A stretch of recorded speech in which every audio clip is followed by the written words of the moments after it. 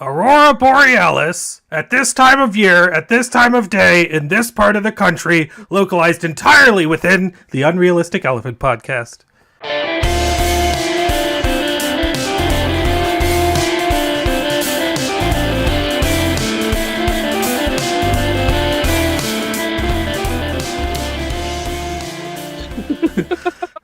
Nice, I love that. I love it. All right. Well, welcome back to the Unrealistic Elephant Podcast.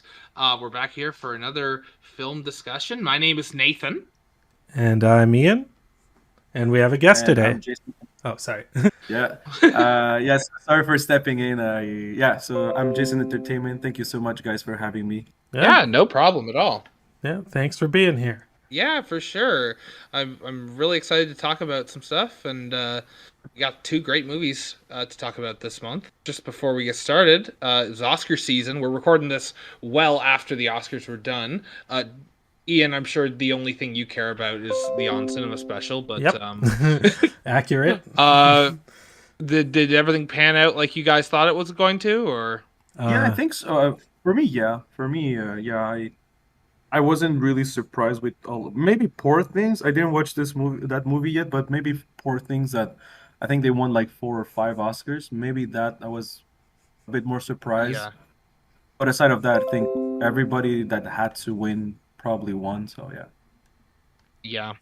So you were prepared for everything, even John Cena's hog on stage? Oh, okay. So I was just talking about like who won in the nominees, but I love the John Cena, the Batman, Come at Me, Michael Keaton. Every Yeah. that aspect was very entertaining. Like everything that was very entertaining, honestly. Sadly, I couldn't watch the whole thing. I couldn't watch the whole thing, unfortunately, this time. But because I had some homework, so I was kind of looking 15 minutes homework, 15 minutes the Oscars, that's it. So I was really back and forth. But yeah, I did see the John Cena, the Emily Blunt, and the Ryan Gosling tackling each other with Barbenheimer. So yeah, that was fun. Oh, I will say the only one that I'm not surprised that it won, but I wasn't really agreeing with was the animated one. As much as I love Ghibli, as much as I'm a huge fan of Miyazaki, Yeah. I told my guys that they will give Miyazaki this Oscar because his name is Miyazaki. I don't think we're giving it for his work. That's what I'm. I don't know. For me, I think Spider-Man should have won, but Yeah, look, I'm same. gonna respect it. But yeah. Yeah, we saw Boy and the Heron in theater together when you were over in December, and it was good, but I don't think it deserved best animated picture good. Like Yeah, it no, for it me. was Miyazaki level good, but Yeah. like I don't think it was one of his best. I haven't Yeah, actually exactly. seen Yeah, I don't Spider-Man think. yet, so that's one of the ones I really need to check out. Yeah, I loved Yeah, the Spider-Man. That was probably my favorite animated movie of last year. And yeah, me too. yeah, it was yeah, I would have said that was definitely a better movie than The Boy and the Heron for me personally, but I think there's kind of a stigma against superhero movies at the Oscars, so I mean, and Yeah, to be fair, Batman. the only superhero movies I really care about anymore are those animated Spider-Man movies, but still, yeah. Because they're so good. Because yeah, they're so they're good. fantastic. Yeah, they breathe life into something that someone was really like most people are really sick of at this point, and make it something so Yeah. much better. Yeah.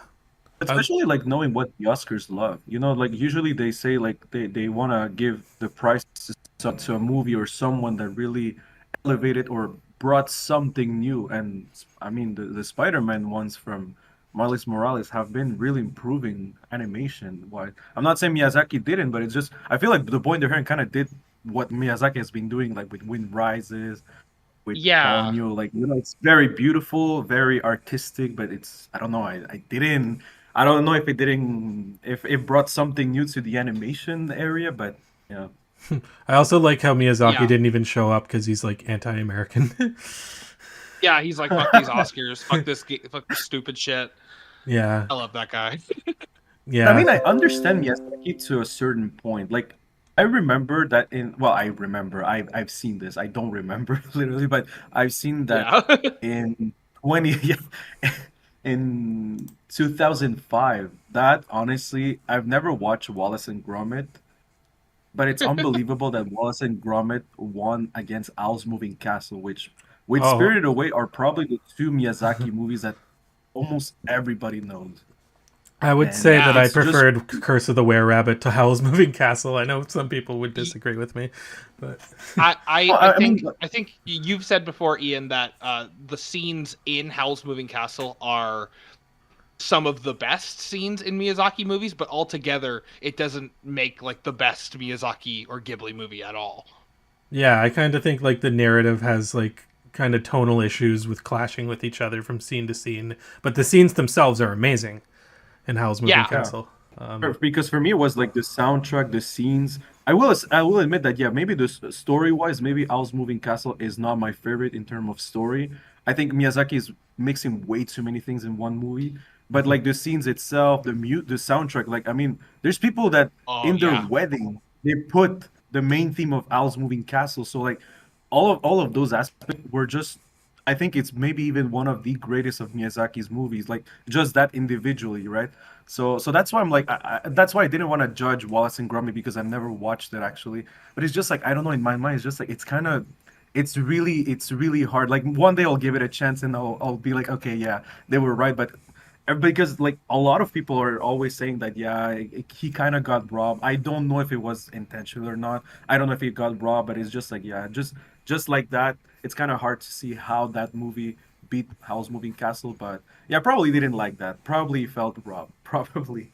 Yeah. Yeah. I knew the moment you started saying that, I knew Ian was gonna jump in and defend Wallace and Gromit because you're the biggest Aardman fan I can think of that isn't But I want across to the watch it. pond, I I'm would pretty sure say. it's really good. I'm pretty sure it's really Oh good. yeah. Like I really used to love Shaun the Sheep, and I did watch Wallace and Oh Gromit. yeah. I don't remember which one it was, but yeah. So it's really great. It's just that's how I felt this time. Spider-Man Across the Spider-Verse is like the crowd pleaser, and the other is like the art. Like that's for the Oscars vision. So I'm like, yeah, it's gonna be really hard to beat the one Yeah. that they think it's art. And the thing is, like, with the best Yeah. animated feature, like, you could say they gave it to him because he's Miyazaki, which I would understand if Miyazaki didn't win an Oscar before, but he did for Spirited Away. So, I mean, I don't really Oh think yeah. I don't think it was necessary to give it to him again this year. Yeah, Yeah, exactly. Yeah, it I seems mean, like, unnecessary. yeah, like I will agree. Like there was a guy in the comment where we talk about the Oscars, like with my podcast with Dark Movies, and he said the same thing. Like, hey, like I don't believe in the charity trophies. Like it's not, you give it to the work that deserves, not because I feel bad, or yeah, you're retiring. Like that's kind of, yeah, that's a charity trophy. I'm like, you already have that category. You have like the best achievement, I think, or something like that. They already give that to someone, Yeah. so you can give it to Miyazaki. Yeah, exactly. Yeah. He's But already and especially considering the fact that he's already said that he's unretiring again and making another final movie. So classic this guy will Miyazaki. Yeah. yeah, this guy will keep making movies until he's dead. I swear to God. Then even after that, there'll probably be people who come in and finish whatever project he was working on. Yeah, The only exactly. the only thing, because I don't follow the Oscars like at all, unless you count on cinema ones, just the insight Yeah. that Greg gives. But I will say there were two things I was really happy about. One was Emma Stone for Best Actress, because she did give like one of the best performances I've seen in years in Poor Things out of like any actress. Like she was fucking phenomenal. And the other one was Best Visual Effects for Godzilla Minus Yes. One. And then I remember seeing Yeah. like on Twitter, or I think Twitter or Instagram, like when they went on stage, they were wearing like high-heeled shoes, and then like the heels were Godzilla claws. And I'm like, that is the coolest thing ever. I'm so glad you guys wore that to the Oscars. Like, That's so awesome. Oh my God. That's great, yeah.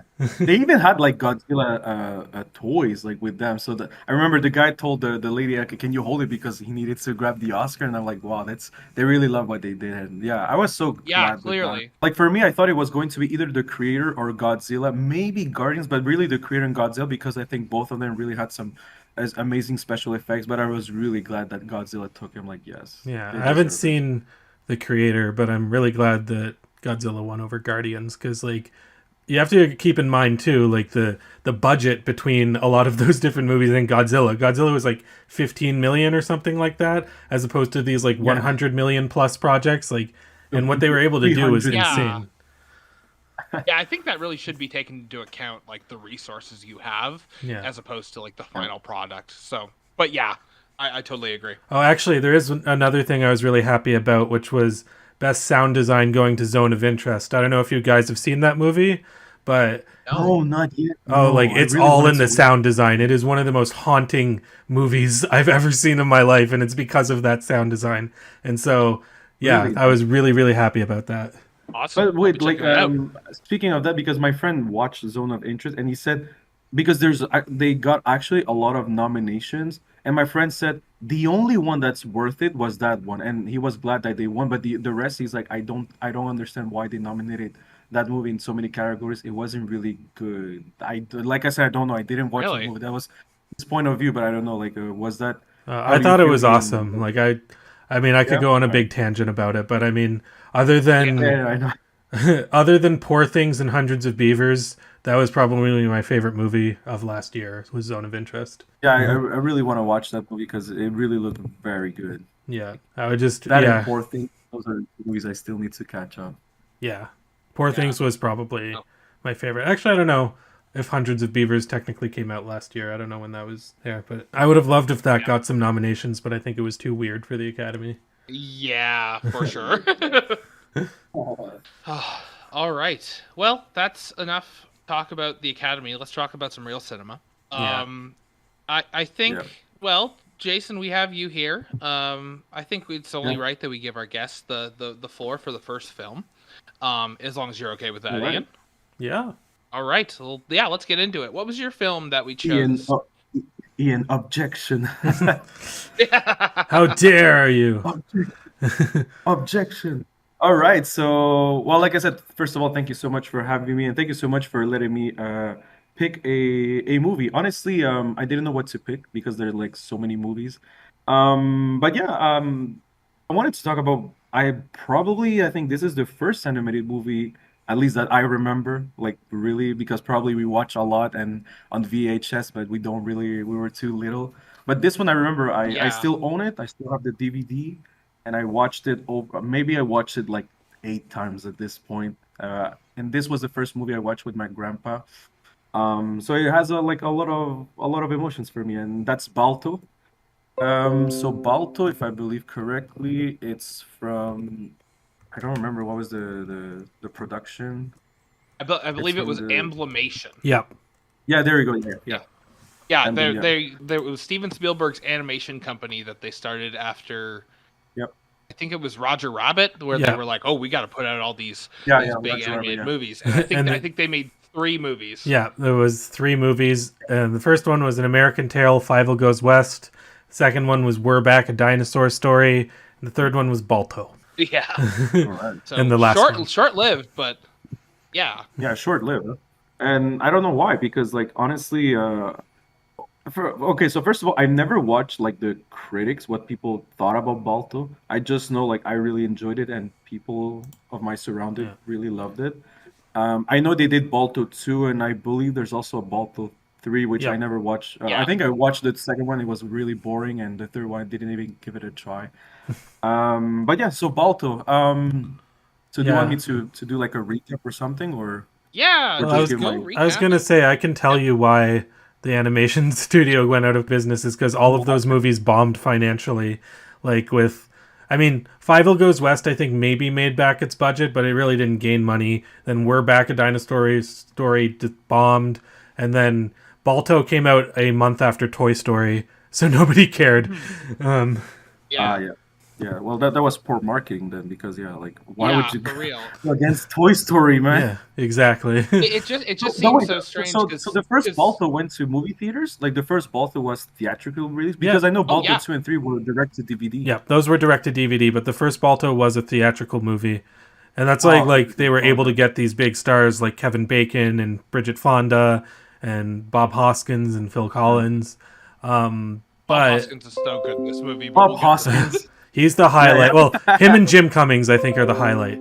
Oh yeah. But and then I think in Balto 2 and 3 they had to cut down their budget, so none of them are in those movies.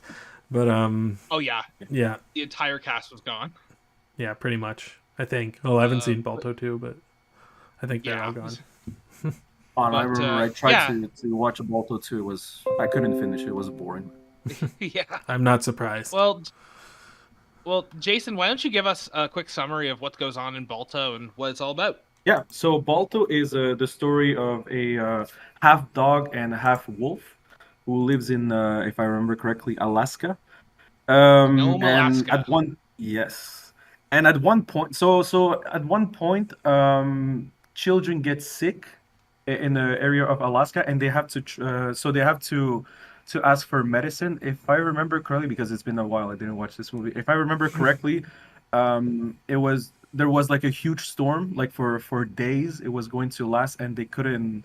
I think yeah, they couldn't send the medicine via um yeah, so anyway, it was really impossible to go with Yeah, there was a big wait. storm, and then they were like, they didn't want Balto to go because they're like, oh, this one's half wolf, he might betray us. So they got this other sled dog team that was using it, but then Balto realized that they were in trouble, so he went there with the goose and the bears, and yeah, and Phil then Collins Bears. he takes them back, Yeah, and yeah, that's the movie. Yeah. yeah.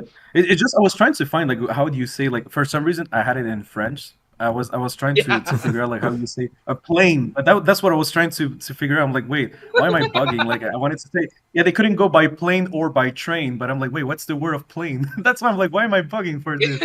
But yeah, so that's why yeah they had to ask then the dogs to go, and you have this alpha dog called Steel, who he was the leader, Deal. and yeah, people were afraid of Balto because of course he's a half wolf, so they didn't really had confidence in him, except for Jenna and this little girl, which I forgot her name. Rosie. Rosie. Rosie, yeah, Rosie, I yeah, remember that because of the ending. Yeah. yeah. So I think fun But yeah. fact, I think Balto is inspired by a true story, but It is. not so long ago they did put Togo, which actually that's the real story, and Yeah. Balto apparently stole the spotlight, which I don't know if that was really accurate, but yeah, that was something Well, I didn't know. Well, I looked into what like this true I story a little bit, and there's a lot Uh-huh. of differences. Like this is not really an accurate retelling. Like just for Mm. example, like Balto was not half wolf. He was, I believe he was a husky, an Alaskan husky, and yeah, he he was was like a also, purebred husky. yeah, exactly. Oh, And okay, okay. so there was also other things like I'm pretty sure that the disease in this movie was only affecting the children. In reality, it was affecting a lot of different people, and Yeah. including the adults. And Balto was a dog that was just raised in the village. He was not raised by a goose and polar bears. He was Yeah, so there. surprisingly. Yeah, there was the musher never got knocked out. The medicine, I think in the movie, like they ran out of medicine, but in real life, the medicine was just expired, so they couldn't use it anymore. So Yeah. yeah, there's a lot of differences. This is not an accurate. Also, there's Oh talking yeah, no. dogs in this movie. If you didn't know. Oh yeah, that's a big one. Is all the dogs are talking to each other. Yeah, it's totally bullshit. No, there was no goose. There was no Phil Collins polar bears with a musical number. Um, Fiction is a lie. You're being lied to. Yeah. Um, I wanted to say, Jason, I had heard of this movie, and for the longest time I was like, I've never seen it. I didn't really have any interest in it. But then you recommended it, and I watched it a couple of nights ago, and a key memory unlocked because I tell everyone all the time, my first movie I ever watched as a kid was Toy Story, Yep. and All right, I have a key memory of knowing this movie, and this was like my first movie. And I remembered before watching Toy Story, while watching this movie. So I think this is the first movie I ever saw, and I remembered yesterday. um, Oh wow, and nice. Let's go. yeah, so I was immediately like, "Oh my god!" I remembered. Now, for the most part, I remembered mostly the beginning, all of the animal hijinks before everything gets very serious. I was a big fan of this. I like this a lot, and I was really surprised at like after this, after I finished watching it, I went and checked critic reception, and I was actually really surprised at how many people didn't like it. And to be fair, it's a pretty straightforward animated family adventure movie, but I think what got me was how dark and serious it took its subject matter. Like like the stakes seem so incredibly high in this movie. Like all of these kids are going to die, and you really do believe that they could if this wasn't a true story and you didn't know the actual ending of the movie. But Yeah. and the dangers are so incredibly like you're as a kid I would be I think there's a reason I must have shut this movie out, because the scene in the woods where they fight the grizzly bear is terrifying. As a kid, I don't think I would have been able to handle that. um and just the art direction on this is really incredible. I very rarely see movies flex their animation muscles like this anymore. Like you can really tell that I looked it up. Apparently they watched Siberian Huskies just sort of walking around the studio to sort of get an idea of how these animals move, and you can really tell that they gave a shit about how to make these dogs seem like huskies and like sled dogs, but while also injecting some sort of like human quality to them. Yeah, and they act like dogs, and that's what really got me. I really, really, really enjoyed this movie. Yeah, well, me too, honestly. Well, thank you so much, first of all, for sharing that. And honestly, yeah, that's how I felt the first time I watched this movie, and that's how I felt like the 7 other times I watched it. Like, it's just I don't know, it holds so well. I don't know if it's because of nostalgia, because I remember there's so many memories that come to me, but I remember, I think, like, I tried to watch this like really from an objective perspective point, and honestly, yeah, I'm just like this movie really holds itself. Like, it is true. It has been a while. I didn't watch this movie. Like, probably like I don't know. It's been like probably 7 or 6 years I didn't watch this movie. So I don't know if today I would say it still holds. But I remember of, and you watched it recently. I'm like, yeah, I don't understand why. Well, it's just sad that this movie wasn't really a big deal. And Yeah, especially like, yeah, like it really hurts that it came out at the time that it did. Because again, it just even for yeah. myself, I watched this movie. It was like the first movie I can now remember watching, and it was totally overshadowed in my memory for 30 years because I watched Toy Story Yeah. right after.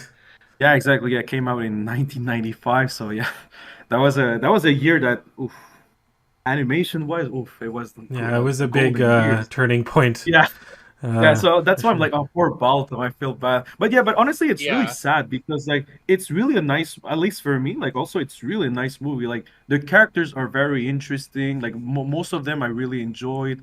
Yeah, like you said, it's a very straightforward movie. That's true. Like, and sometimes we need that because I feel like nowadays some movies they overcomplicate things, point the hair, and other times like like you just need like a straightforward movie and just like enjoy it, and because you want to know from A to Z what's going to happen. That's what they give you, right? So, and yeah, and yeah, honestly, yeah, like I absolutely. could I could feel the fear of this movie, like like yeah, at first it's like it's okay, it's cool. You have Boris, and like it's really interesting, like to know Balto and everything. But then it gets so serious that yeah, like you said, like the stakes are really high. Like you're like, yeah, I really thought like they would die. Like, and even like when Balto went to save the dogs, I thought they would die too, or like something would happen to them because like that's how the movie really presents it to you, and you're like, whoa, okay, this is a for a kids movie, this is really a serious matter. Like I'm like, whoa, this is something. And I also enjoyed that at the beginning you have like the was it Rosie, I believe, like Grandma Yep. Rosie, but like Yeah,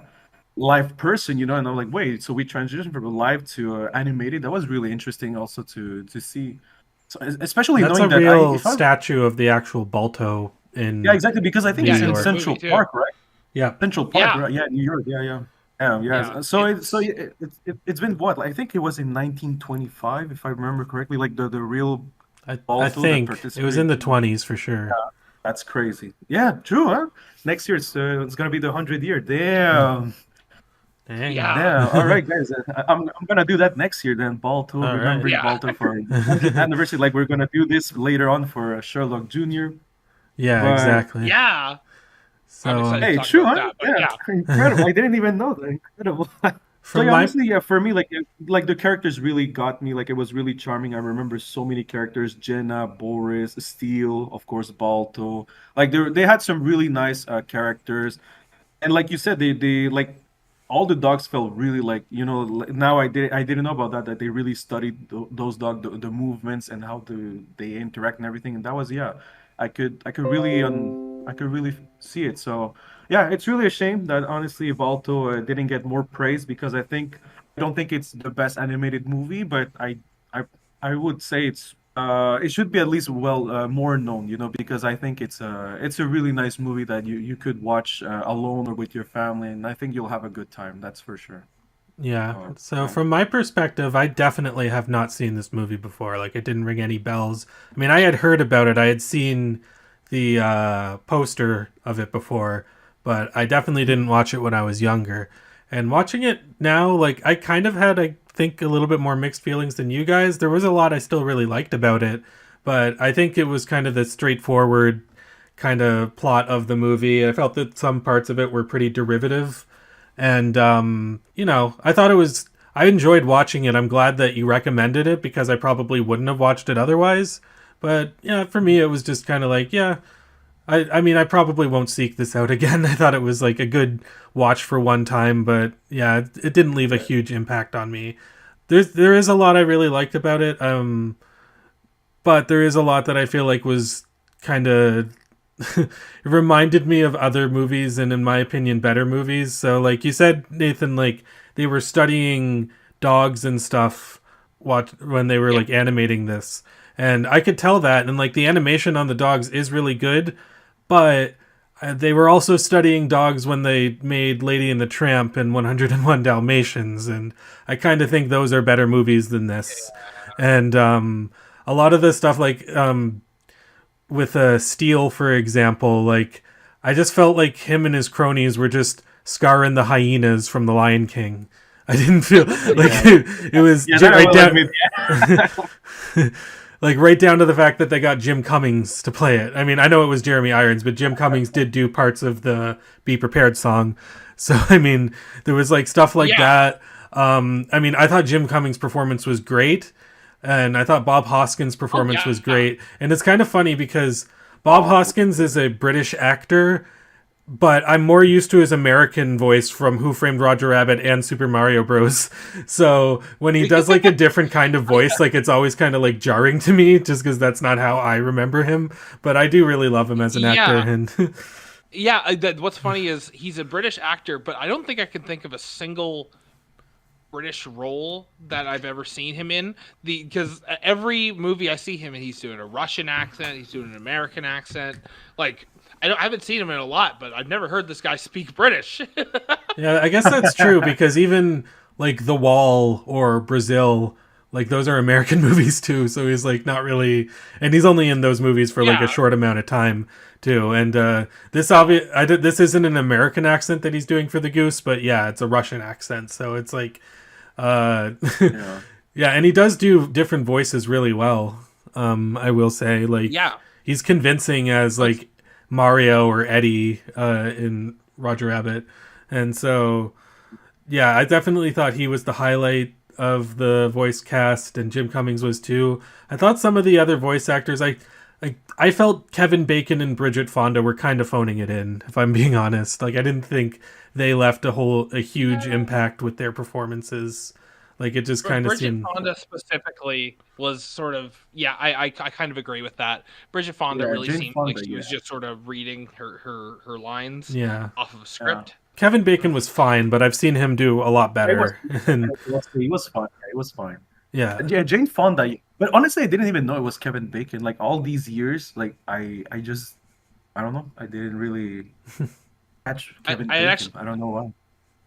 I looked this up a little bit, and apparently, in terms of voice cast, a lot of different people were being considered for these roles. Kevin Anderson was going to be cast as Balto, but then they switched over to Kevin Bacon after some production issues. Well, the most interesting one is before they had Jim Cummings for Steel, they were going to cast Brendan Fraser as Steel, which I want to hear that cut of Balto with Brendan Fraser as Steel. They said he was filming Airheads at the time, and they wanted that like jock type of character. And he apparently they didn't fit the bill, and Jim Cummings came in and did a more evil, menacing sort of Scar type thing. Which again, I think he's with Bob Hoskins, he's probably putting in the most work here. It's really impressive. Yeah, and I feel like it's kind of a shame that like those scheduling conflicts are the only thing that'll actually lead to someone hiring an actual voice actor in a movie instead of just a regular actor. And I feel like voice actors are kind of given the shaft way too many times when it comes to sure. Film productions and stuff like that. And but I'm really happy to see Jim Cummings here and like getting such a big role, even if it was kind of, by accident or just by he was the understudy, whatever you want to say. Yeah, for sure. It really sucks because you don't want him to see him as a replacement. He's Jim fucking Cummings. He's Dr. Robotnik himself. And Winnie the Pooh. The range. Huh? Yeah, exactly. Especially like in this movie, like honestly, like Uncle Boris probably is hands down the most the one who stole the show. Like for me, like Uncle. Every time I remember Balto, it's Uncle Boris. Like oh my god, every line, that accent, Uncle Boris. Bob Hoskins is pulling this sled along. If you forgive my pun. Yeah. Oh yeah, both of them. Yeah, Jim Cummings and Bob Hoskins. I think one of you said it. Yeah, clearly they're like the standouts here. Yeah, I absolutely agree with that. You know what? I didn't know it's Phil Collins. He did one of the bears. He did both of the bears. It's just that the other bear was just grunting noises. Yeah, the other bear was or whatever. I don't even remember. Yeah, and it's kind of. You were talking about that scene with the other bear, and it wasn't a grizzly bear; it was a black bear. But regardless, it was. I found it really jarring in that scene because it was like the cute cartoony bears in the same scene with this like realistic black bear that was trying to look menacing. I was just like this. I appreciated the animation on both of them. Like I thought the bear looked really amazing, but I was just kind of taken out of it a little bit because I was like, this is really weird and jarring to see these two bear types next to each other. To be fair, I think I made that comment when I saw it too, because they're supposed to be polar bears, and apparently now we know that polar bears are like the most violent and aggressive type of bears. These bears should have mopped the floor with this black bear. I mean, I think at that time, like we always had this stereotype, probably that polar bears are cute, or I don't know. Like I remember growing up, like people used to say, "Oh, the grizzlies are terrible. Polar bears are cute." Yeah. Well, the thing is, like polar bears are not usually in areas where they'll attack humans because they're in less populated areas, but grizzlies and black bears are. So, like, you don't hear as many horror stories about polar bears. But even though they're more aggressive. There's not a whole lot of non-seals and fish are killed by polar bears each year, I can only imagine. Yeah, but so you were talking before about the animation, and that's another thing where, like, it's not that I think the animation's bad. I actually think that the animation is very beautiful, especially on like the skies and the backgrounds and everything. Like they're just this is a beautiful movie to look at in terms of that stuff. The one kind of thing I kind of have an issue with is again I feel it's very derivative. So like Spielberg's animation company, they started off with Fievel Goes West, which was a sequel to An American Tail. The Don Bluth movie, and Don Bluth kind of got his start at Disney and whatever. So like when I was watching this movie, I was kind of like, a lot of it just seemed to me like, okay, this is really beautiful, but like these character designs, they're not the most original in the world, if that kind of makes sense. I don't know if you guys so like for example, like the first movie that we talked about on this podcast was Raggedy Ann and Andy: A Musical Adventure. And when we talked about in that episode how Richard Williams, the director, wanted to make sure that when you watched that movie, you could not mistake it as a Disney movie because the style was so distinct and different, and it was just so much its own thing. And with Balto, I kind of feel like it was a little bit too Disney-esque or Don Bluth-esque. And again, not to say that it's bad, but it's like I just felt like there was that comparison there, and I would have kind of liked to see something a little bit more distinct, if that kind of makes sense. So you wish like Balto had like its own fingerprint, let's say like that. Like you see Balto, it's you can tell, oh, this is really from Ambling Studios, or this is from Disney. That's what you're kind of saying. Like it should have been Yeah, like and more. like with this movie, like I haven't seen Five O Goes West, but I have seen We're Back a Dinosaur Story. And at least with We're Back a Dinosaur Story, which is a way worse movie than this, by the way. I'm not saying that this Oh my god. Yeah, like that movie sucks.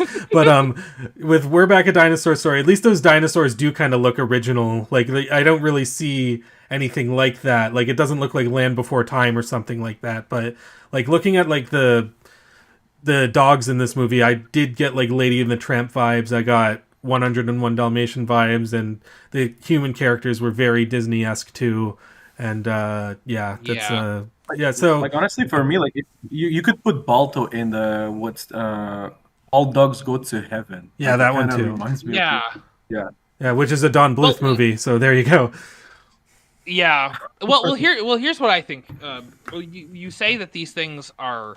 It doesn't really have its own mark, or it doesn't have its own style, and I can definitely see where you're coming from. But Jim Cummings. I watched this movie. Yeah.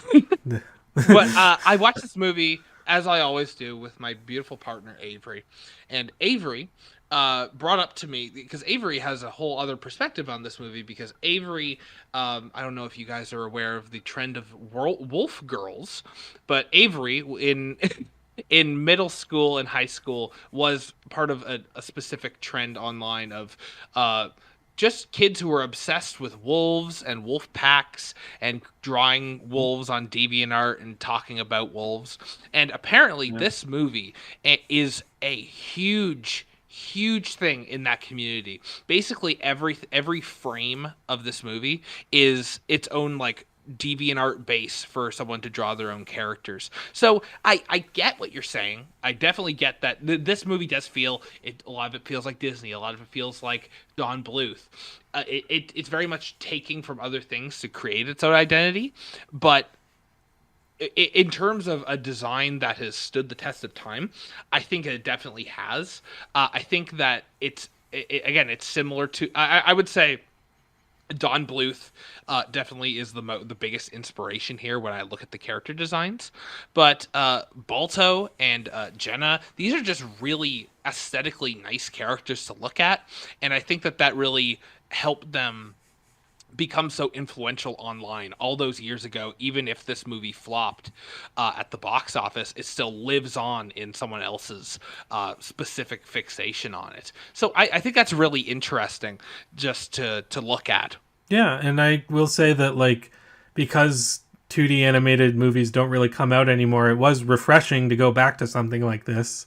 And I think it always will be whenever you go see a 280 animated movie, because like I mean, the last one I saw was the Bob's Burgers movie, and I don't even know what was before that. Yeah. So it was like, so it does age better in that regard. But I think like if it was coming out in the 90s, I probably, if I saw it in the 90s as a kid, I'd probably really like it. But if I was like more of like an adult in the 90s, I'd probably just think it's kind of unoriginal and stuff like that. But like I do understand why this movie would live on and why it would find a cult following with the wolf pack. I don't know what you would call it. That's very interesting, because now I remember girls. that. Now I remember that. Yeah, in high school people were obsessed by wolves. Like there was like this clique of people. Like now that you say that, I'm like, well, yeah, I remember people really talked about wolves. Like 'cause I don't know, it's mysterious. I don't know, but I just love Balto. Yeah, I did like the fact he was a half wolf. I did like to see his mother as well. But I don't know, that's where it ended. I'm But sure. yeah, I remember. I Yeah, am lots of sure people that really if wolf. you went on DeviantArt and searched hard enough, you could find someone who drew Balto's mom. Oh yeah. I remember I used to see a lot of. That's why I thought Balto was like popular, but not popular, because I used to see a lot of art of Balto. It's just I didn't find the people that talk about Balto. That's the thing. I just didn't find people, at least in my surroundings. Like just I mean, aside of my closest friends that did watch Balto, but that's a little bit like Ian. They watched it, they liked it, but that's about it. Like that. I'm not gonna talk about it anymore. Like for me, it was a bit different. I'm like, oh, this is I don't know. This really got me, So yeah. Yeah, what really Yeah, and stuck out for me is the setting, like the Alaskan setting. I haven't seen that oh yeah, at least done in like 2D animated nearly this well. But in terms of like the character designs and stuff like that, I felt that that was where it was kind of like, not that I thought it was poorly animated, but I was just kind of like, I've seen this, been there, done that kind of yeah. thing. I really agree with you when you talk about it's so refreshing to see a 2D animated movie, because sometimes when you see some genuinely good animation, especially now considering how hard it is to get an animated project off the ground and completed at this for this level of quality. The last movie I saw that was like that was actually came out last year, and we were talking about the Oscars. Was Nimona. I watched that movie just a couple weeks ago, and I get that feeling of, wow, this is visually one of the most interesting things I've seen in a very long time. And Balto, I guess, felt like that, but not in terms of originality, more in terms of like the work and the manpower needed to produce a movie like this, especially when you're not Disney or Don Bluth or some other massively popular animation studio. Yeah, for sure. There is a lot of effort that went into the animation on this, and for 31 million, like they got a lot out of the budget. I mean, that's not a huge budget for sure. an animated movie like this, at least at the time. I don't know what Toy Story cost, but I'm assuming it was a lot more. And yeah, considering the Disney money. Yeah. But like for me, it's like comparing this to like We're Back, a Dinosaur Story. I think I was more intrigued by We're Back of a Dinosaur Story because of how bizarre and awful it was. But yeah, like there are scenes in that movie that are going to stick with me more than Balto, I think. But Balto is a much better movie, I will say. oh yeah. I don't know if you've seen We're Back, Jason, but No, I didn't see that movie yet. Oh, okay. You gotta check To it be out. honest, I didn't even know it existed. yeah. Well, if you, it's good if you're with friends or something and you want something to watch. And The only dinosaur movies I watched was the Disney Dinosaur. Oh, yeah. Oh, yeah. Little Feet or something like that. I don't remember how. oh, that's Land Before Time. The Land Before Time. Yeah. Yeah, the Land Before Time. Yeah. Yeah. And to be fair, We're Back, a Dinosaur Story is probably still better than The Good Dinosaur, but not by much. Yeah. It's funny you mentioned Disney's Dinosaur. I just picked that up on VHS while I was thrifting yesterday, so that's really funny. I haven't seen that movie in like 20 years or whatever. Me either. I'm excited to watch it on my shitty little 1980s CRT, so I'll let you know how it goes. Okay, yeah. So it's like another thing with like the half wolf angle that they took. I think that was supposed to be a commentary on like racism and stuff like that. And yeah, for me, I just felt it was like not that hard hitting. And I will admit that in December, I watched the Netflix series Blue Eyed Samurai, which was all about racism and stuff like that. And that series was really, really well done. So maybe I'm just spoiled because I've seen that type of concept done a whole lot better recently. But I just kind of felt that it was a little bit shallow here. I don't know what you guys think. Yeah, I get what they were trying to do. I always think it's really touchy whenever you're trying to make like a racism allegory, but then you sort of sub that out with like a type of dog or a type of animal. It sort of simplifies the issue more than it does anything. I think if you're going to make a kids movie in 1995 and have some sort of racism allegory, this is probably the best way to do it. But I think it could have been done better, if that makes sense. Yeah, this is probably the safest way to do it, I guess, is a better way to put it. Even looking at like other animated movies that are for kids, I mean, I thought Zootopia did it a lot better than this one did, personally. Oh, yeah, I felt it delved into it a lot more. Yeah, what do you think about that, Jason? They were a bit more direct. Like, this is a... Like, I think, like, those type of movies, like, especially in the 90s, like, at least this one, at least, they really wanted to, like Nathan said, the safest way possible. Like, like, I think the movie didn't want to just... I felt like Zootopia, like, what helped Zootopia, it's, like, first of all, like, I think people are more self-aware now of, like, racism, discrimination. Yeah.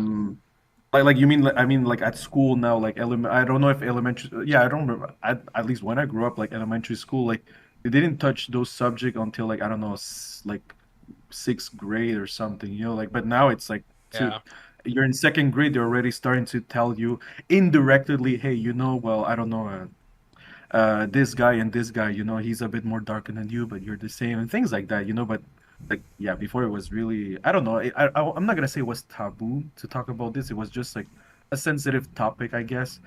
Yeah. So yeah, I think this was the safest way to say, hey, look, like, yeah, this is how it feels to be, like kind of discriminated because of your race. And this is being racist. So yeah, but I feel like, yeah, Zootopia has this boost that, first of all, we're more self-aware now. So I felt like the message was more direct. Instead of this one, it was more shadowed. Like, we're talking about a little bit, but like, yeah, well, like, it wasn't shadow, because at the end of the day, like, Balto, like, yeah, they were praising him after because of what he did. But I don't know how to explain this necessarily. But yeah, I felt like, yeah, Zootopia had this chance that we know better. The kids know better, and why we're more direct to what we. Yeah, I think Zootopia just explored it a lot more deeply than this movie did. Yeah, exactly. Zootopia was about that dichotomy, while Balto, it's sort of just like a side element, like one of the themes that you follow in this movie. I don't know. So it's not delved into as much.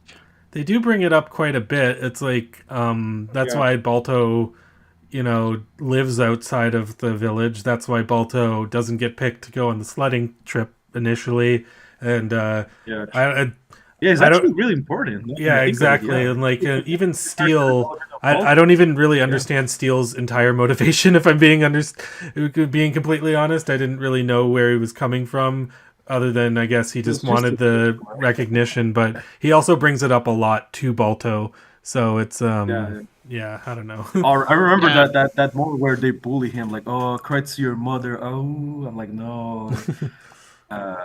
Yeah, when they were like mocking his mother, they threw him a rock. Whoa, calm down. That was a pretty explicit. Now that I think about it. Yeah. So now that I think of it, Balto did, because if in real life he was just a husky. That's especially weird. So they wanted to bring this aspect actually of you're right. They wanted to bring. Yeah, they went out of their way to do it, and because Balto's character development, like at least the progression of his character development, is he's like, well, I remember, I think it was Boris, or I don't remember who told Balto, like, a dog couldn't do this trip, but I think a wolf or like a half-breed could, and that's where he got courage, and he also went to help the medicine, and he came back and people loved him because of what he did. So actually it is a huge part. I didn't really think about it that much, but yeah. Yeah, and there's a lot of scenes with him interacting with wolves and being ashamed of his like heritage. So that I guess I didn't really think about how much of that affected the plot, but now that I think about it, it's a lot more important than it actually is. But I mean, should we praise it then? Because like we're still talking about the 90s. Should we praise it, or I mean, they could have done? It was kind of like ambitious, I guess, for a kids movie at the time. But again, like I've seen it done better in things like Zootopia since then. And for sure. And like I don't know if you guys have seen Blue-Eyed Samurai, but I really recommend that show. As I want to watch it. It's obviously for adults, but it's it's just kind of like I kept thinking of that when I was watching this. Was just like, oh, okay, this is kind of like having a Blue-Eyed Samurai in Japan back in the Edo period or whenever that show took place. I mean, I guess I'm still gonna praise it because like it was still in 1995. Like Zootopia came in 2011, I think, 2012. Yeah, something like that.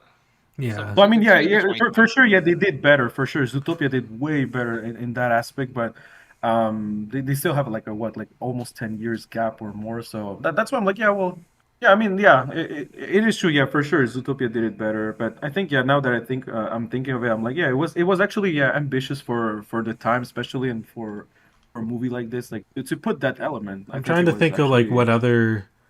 I'm pretty sure there were others that did this. It's just that's the thing I'm trying to remember right now. But anyway, like so I know Kimba the White Lion did. Kimba the White Lion. Oh my god. Wah wah wah wah wah wah. You see, like that's why, like, I think people, it would be cool if people know about this movie, because I think, like I said at first, like, I think you could still enjoy it, like maybe like Ian a little bit, like, I watched it, it wasn't boring, but like I'm not gonna think about it tomorrow, but or like me and Nathan, like, oh, it was nice. We found some really good elements that reminded us of animation and the, I don't know, the growth of animation and stuff like that. So that's why I'm like, yeah, it's kind of unfortunate that Balto is just like, it's, I don't know. Should we call this underrated?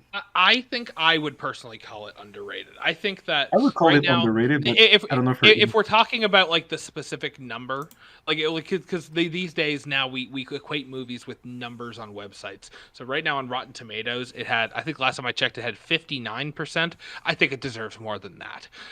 If Oh we're yeah, not okay, yeah, equating that's it with cool. numbers, I would say that this movie has a really enduring legacy. As I said, there's lots of people well after it released in '95 that found this movie and sort of found their calling with this movie, if it, even if it came to like art or animals or anything like that. I think that it got its due, and it did flop at the box office, but it did make back most of its money from home video sales afterward.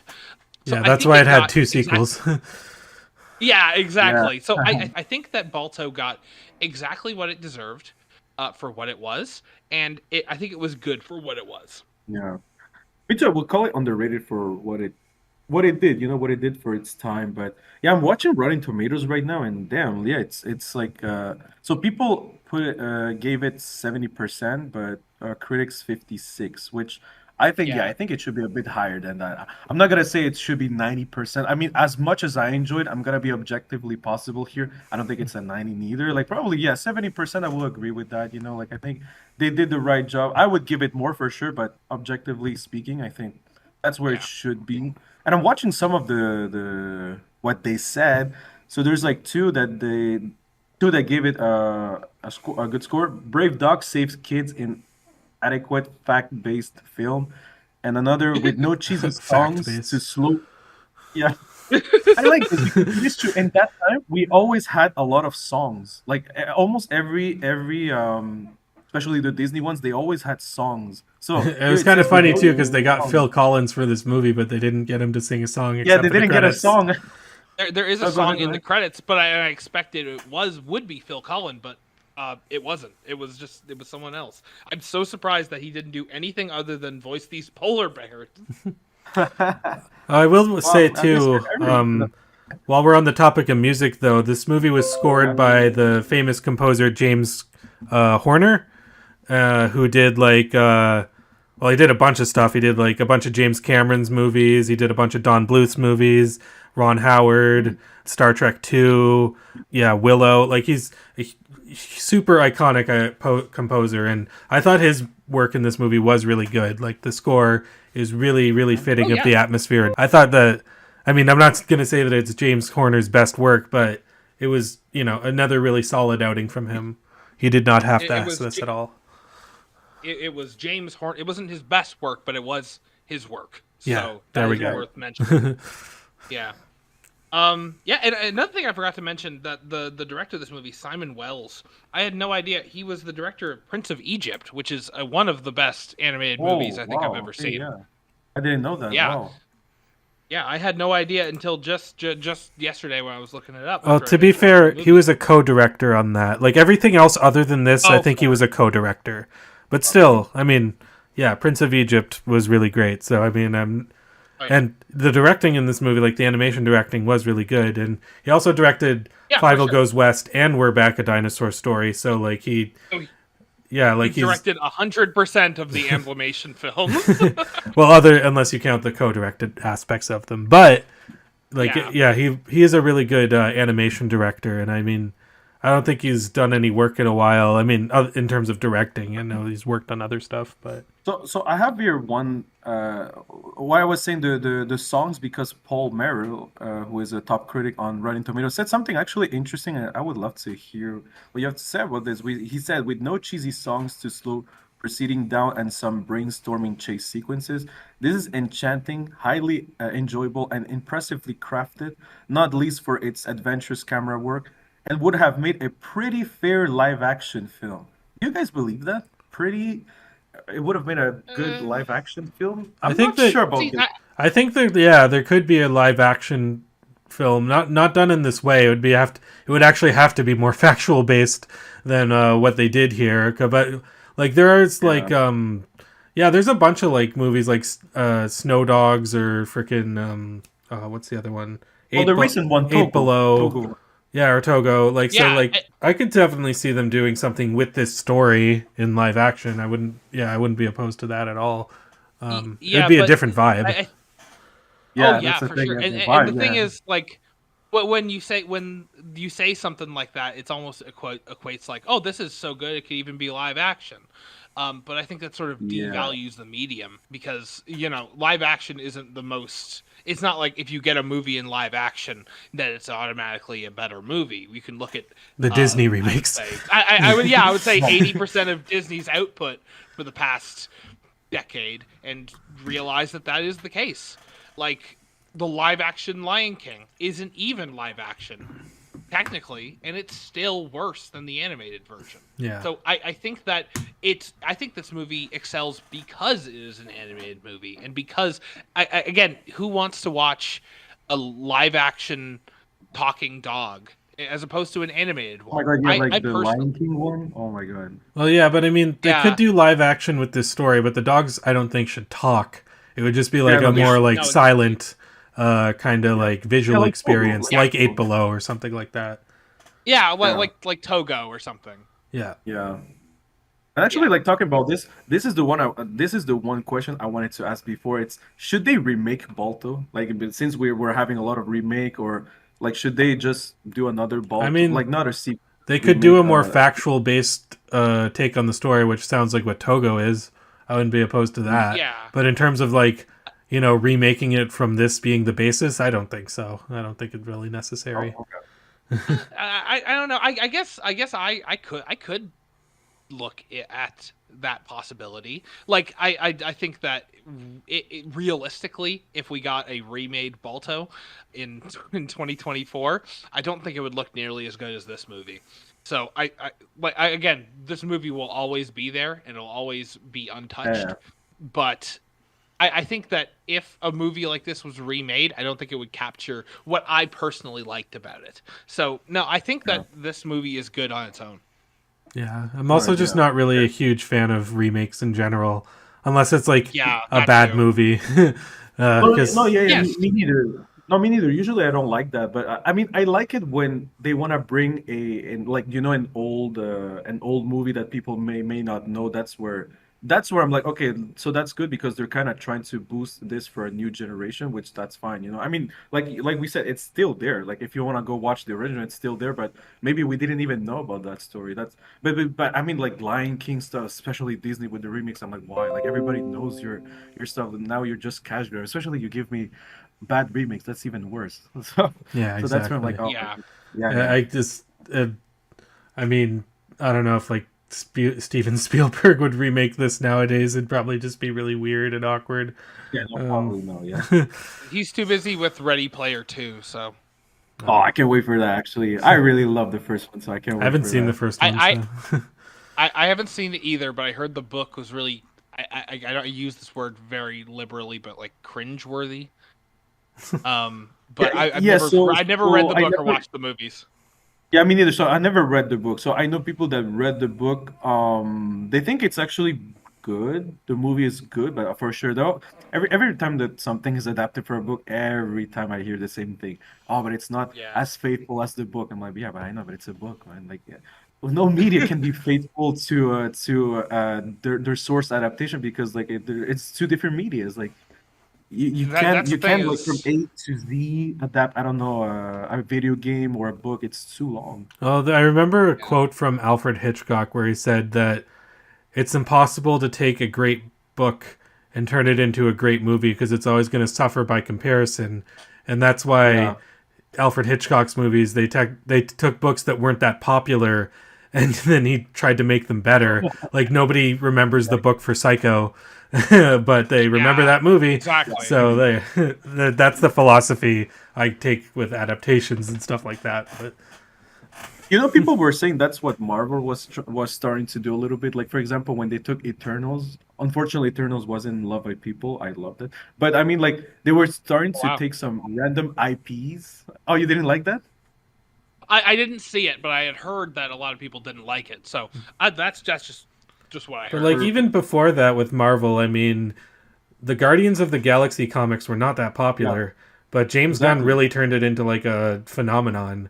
So like yeah, they've had that kind of mentality for a while. Even I would even say Iron Man was like not the most popular Avenger until they made that movie with him. So yeah, Yeah, it's just for sure. yeah, they were able to like Oh, take stuff. but yeah, and- so that was kind of smart because, like, for example, I remember Shang-Chi, for example. Nobody knew Shang-Chi. To be honest, like, I don't even think he had a lot of comics. So they just took a brand that, we're gonna do our touch. And I mean, who's gonna get mad? It's not like it would be lying if there's like some hardcore Shang-Chi fans before the movie. So yeah, I was like, yeah, you're actually good here. Like, but if you take, I don't know, for example, right, if you take, for example, Batman, that you have to be careful because there's a lot of fan base there. You have to be really careful with what you're doing, and stuff like that. So yeah, that was actually a smart play. So yeah, Yeah. Albert Hitchcock was actually a really smart play. Yeah, absolutely. All right. Well, I think we've got everything we can out of Balto. Yeah. Great choice, Jason. Honestly, at least for my part. I know Ian, you weren't totally hot on it. But even so, like I did enjoy watching. Like I'm glad I saw it, and I also it taught me more about the story itself and the kind of predicament of Spielberg's animation studio, which I never really learned about before. So I still think this was a great choice for a recommendation because I learned a lot from it, Yeah, for sure. and Well, I thank and you I guys. enjoyed the Well, movie glad fine you- too. Yeah. Well, thank you guys. I'm glad you like this one. Yeah. For sure. So All right.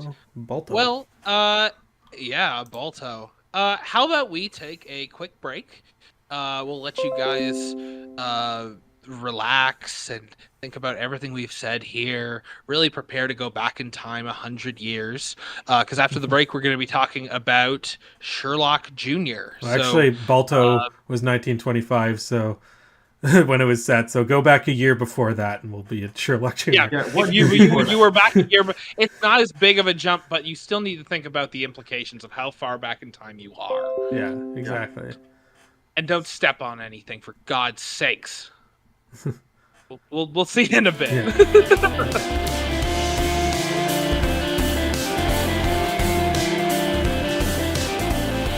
All right, so we're back.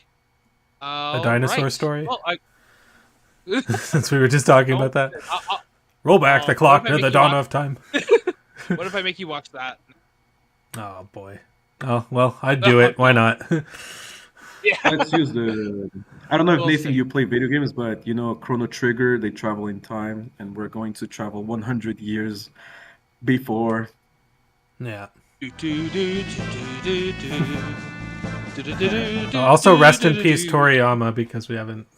Oh yes, rest in peace. I'm Yes. playing Dragon Quest Oh. 8 right now, so Oh, I love Dragon Quest 8. I That's one never of my played favorites. That's the only one I've never started, and I was about to tell you this like off camera, like Ian, like you should recommend me like I want to start because I really wanted to start Dragon Quest at one point. Definitely But start with Chrono Trigger, 11. yeah, Yeah. for sure. Start with 11, and if you like any of the others, just jump in anywhere. Honestly. Well, no, I would say Maybe not- 11, and then if you like that, go to 8, and then you can go to anything else.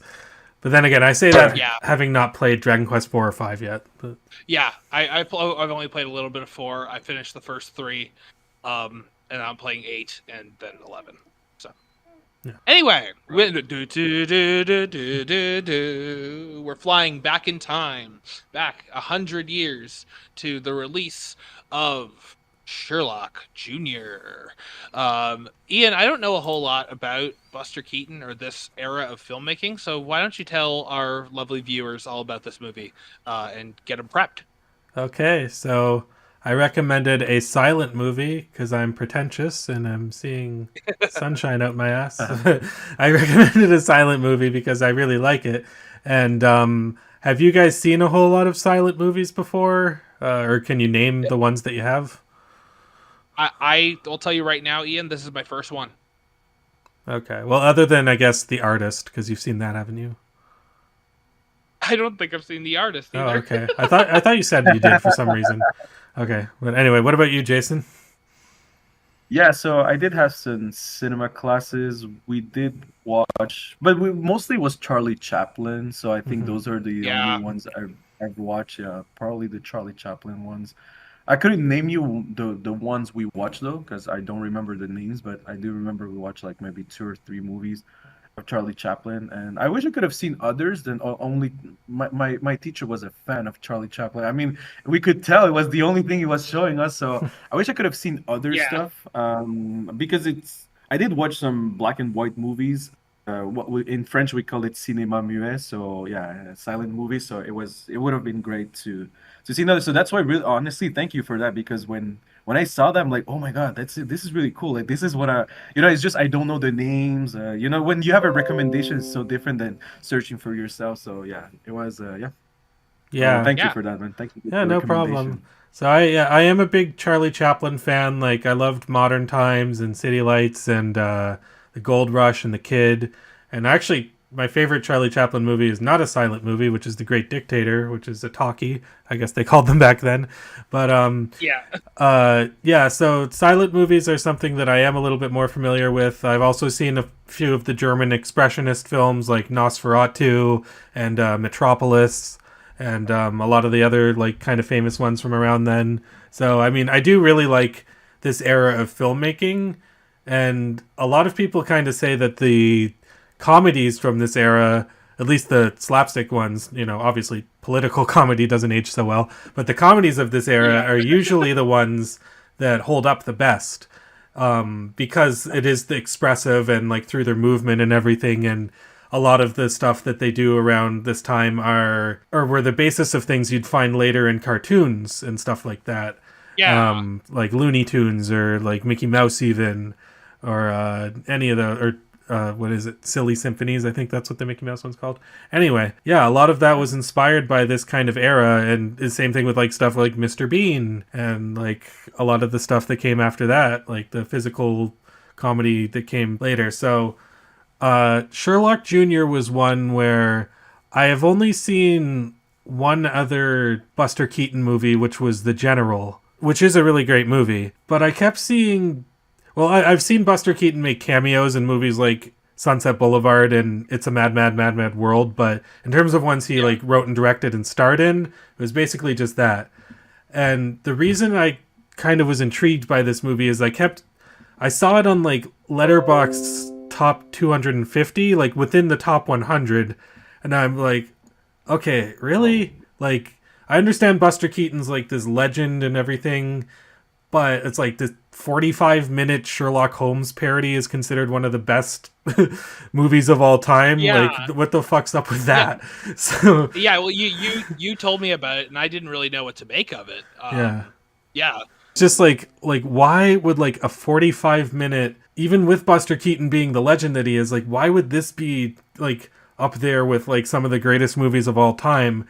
And then I watched it and I totally understand why it's up there with some of the greatest movies of all time. Like, this is, in terms of silent movies, this might be my absolute favorite that I've ever seen. Like, I thought this was a gem, and like there's so much about this movie that, considering the time period, like the fact that, okay, like we can watch like a movie from nowadays and like we can see all the different like special effects and stuff like that. I'm never like wondering like, oh, how did this happen? Like, this was all on computers and everything. Watching Sherlock Jr., I'm like, how the hell did they pull this off? Like, what the fuck did they do here?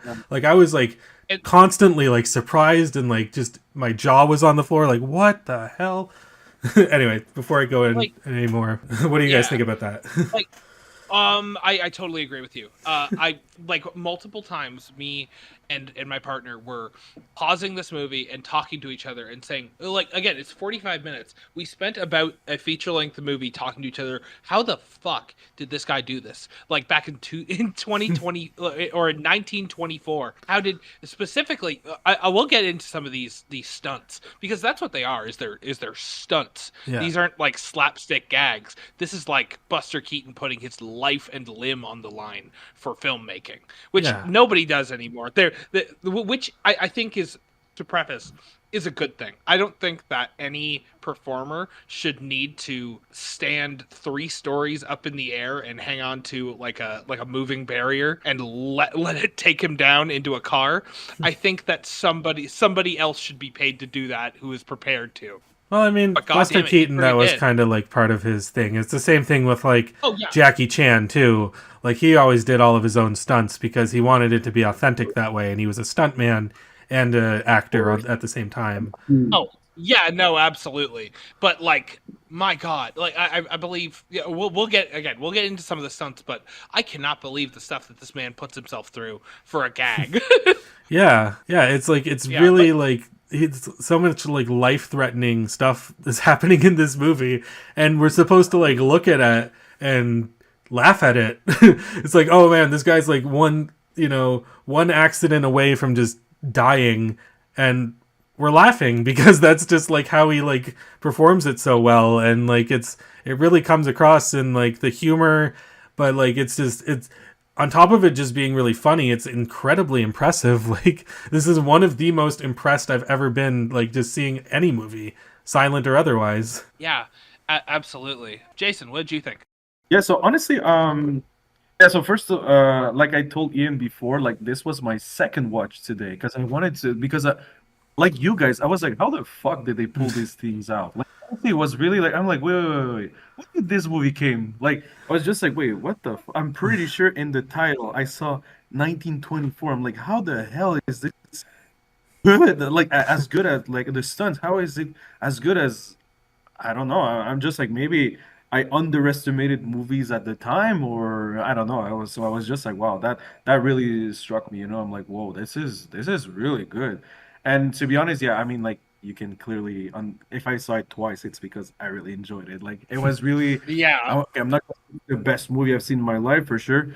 But silent movie, yeah, this is because I didn't see a lot. That's true. I don't have a lot to compare it with, but this was really enjoyable. Like it was funny. Buster Keaton was really nice in this movie. I really enjoyed it. Like everything, it was really cool. Like I said, I didn't even remember that you have dialogue. So I was like, oh yeah, true. You have like because at first I was kind of skipping a little bit. I'm like, okay, I don't need to know the credits, what company was. I'm like, wait, I'm skipping some dialogue. I'm like, oh my god, let's come back. Let's come back. But yeah, honestly, yeah, I was just like, oh shit, I'm skipping some dialogue, man. I'm sorry. So yeah, but honestly, I really had a great time with this movie. Like it was 45 minutes well spent. Honestly, Yeah. I was like, yeah, this was cool, but Yeah, and it's kind of funny to think that this was like a feature-length movie back in the day. yeah. This was, But like, at the end, I was sad because it ended. I'm like, oh, I wish it was a bit longer. I was enjoying this. Yeah. So, Well, yeah. check out The exactly. General. The General is a really good movie, and I'm absolutely planning to check out more of Buster Keaton's movies. Like I think Steamboat Jr. is another one, and like he has some other like notable ones too. Yeah, Steamboat. Yeah, I saw that Steamboat What? Junior. Like the recommendation, I saw the recommendation for Steamboat Junior, which I Lot of- suppose it's lot of- Steamboat Willie. Could be. It was the same year as Steamboat. Oh no, actually, I guess it was the year after. But Okay. Yeah. even more likely than a lot of junior movies in his filmography. Yeah. And the thing is, like, a lot of people kind of have the debate over like who they like more between Charlie Chaplin or Buster Keaton, and I don't know. Like, I guess you guys, or well, Jason, you've seen a few Charlie Chaplin movies, but I don't know. Do you have an opinion on that? Yeah, that's the thing because like I grew up watching a little. Well, I grew up especially watching in cinema like when we had classes. So of course, like I'll say Charlie Chaplin just because he was the first one I saw. I remember him, but like I don't know, it's kind of hard to compare.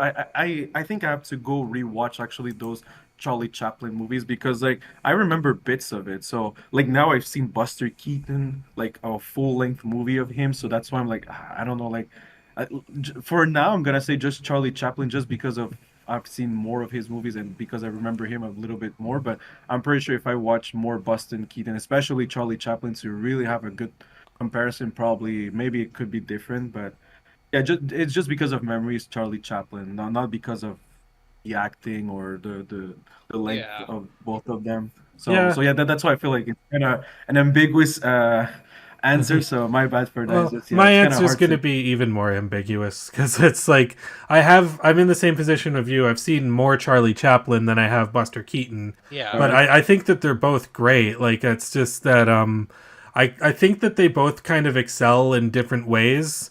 They excel at kind of doing the same thing, but they also excel in different ways because they both like physical comedians, right? And in terms of Chaplin's kind of like, I guess, zany movements, like in Modern Times, for example, where he's like in the boxing ring and he's like bouncing around the rock boxing ring, like that stuff's hilarious to me. So like, I think in terms of like his physicality, Charlie Chaplin, I think maybe I like a little bit more than Buster Keaton, but where I think Buster Keaton excels is that he has this just like totally deadpan straight face throughout every single thing that he does, and it's hilarious because he's going through all these insane situations and he's looking so serious. Like it looks like the type of person where if you like went up to him like at a bar or something and tried to joke with him, like he probably wouldn't even crack a smile.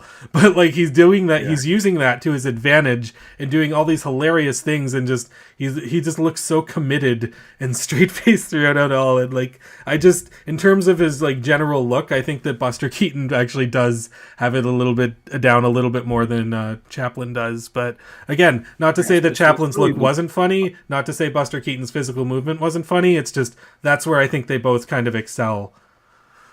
Yeah, for sure. And I didn't really know anything about Buster Keaton going into this, or Charlie Chaplin. I'm probably more in the dark than either of you, since I'm not familiar with this. Silent films to me were sort of like, you think of it as like an older medium, and it's a lot more stuffy, I guess, when you think about it, like just as a concept. So I'll be real, Ian. When we sat down to watch these movies this week, Balto came first because I knew that I would want to watch that, but I was like, I don't know how much I'm going to enjoy this.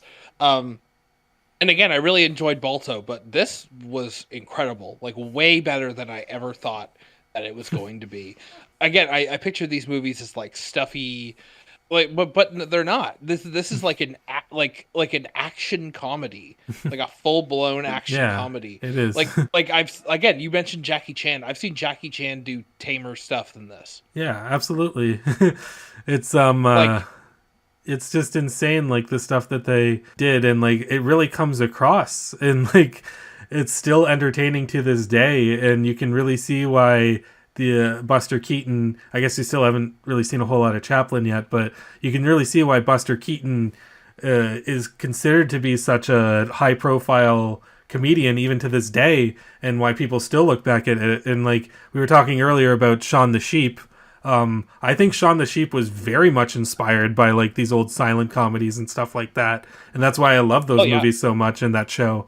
So like it's just... and I would love to see this more often. Like I think the last movie that they tried, it was Silent Night, which came out last year, but it was your protagonist was silent during the whole movie. Yeah, but I would love to see like more takes on this. Like not. Because like I feel like you always have a public that likes to discover, like us. I think like I think it's safe to say that we are cinephiles, that we love to discover, like not only go to the mainstream thing, but to discover other things that are considered a bit more niche, let's say like that.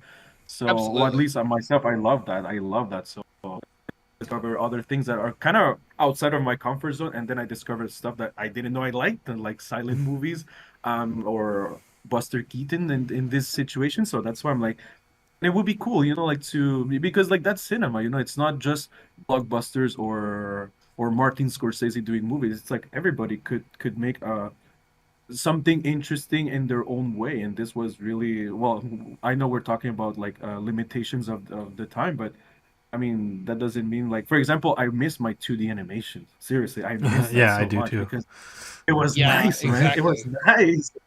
I miss my 2D video games. There's still just... that doesn't mean I don't like 3D video games, but it's just like, I like to mix up a little bit once in a while. So yeah. I mean, they're still making 2D animated movies. They're just not really making them in North America so much anymore.